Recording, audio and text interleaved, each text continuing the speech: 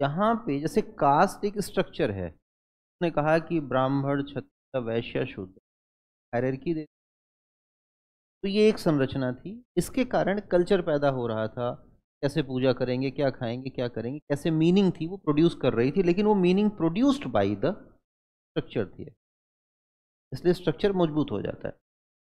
लेकिन यहाँ कॉन्स्टिट्यूशन ने क्या किया, गवर्नमेंट, पुलिस, ये थाना सब बनाया और कहा कि कास्ट के बेस पे डिस्क्रिमिनेशन नहीं होगा। अब दो स्ट्रक्चर भिड़ गए आपस में, दो स्ट्रक्चर भिड़ गए, एक तरफ पुलिस का स्ट्रक्चर भिड़ गया, एक तरफ कास्ट वाला भिड़ गया। ये जिसकी लाठी उसकी भैंस चलेगा। अफगानिस्तान में क्या हुआ, लठ तालिबान के पास से, ये चढ़ बैठे, सारी मीनिंग अपने पे चला।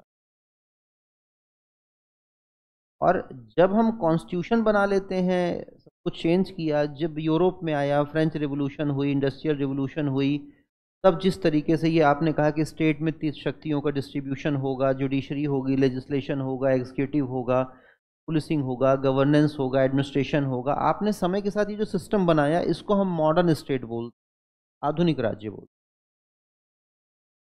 मॉडर्न स्टेट के साथ ये है कि वो अलग है रिलीजियस आइडेंटिटी से, लेकिन जो पहले के स्टेट थे वो रिलीजियस आइडेंटिटी के साथ ही जुड़े थे। जैसे अशोक का, अकबर का, इन सब चीज़ों का जो था वो धर्म से साथ ही चलते थे।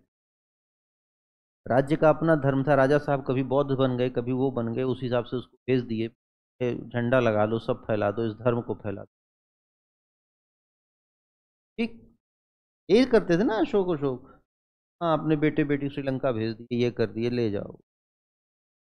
और पहले कोई सिस्टम तो था नहीं कि मोबाइल वोबाइल पे चले वाले को पे आ रहा है, तब तो कोई ज्ञान था नहीं, बड़ा बड़ा पत्थर गाड़ देते थे, उसी पे ज्ञान ठोक, कोई किसी को मार नहीं सकता, कोई किसी को पीट नहीं सकता,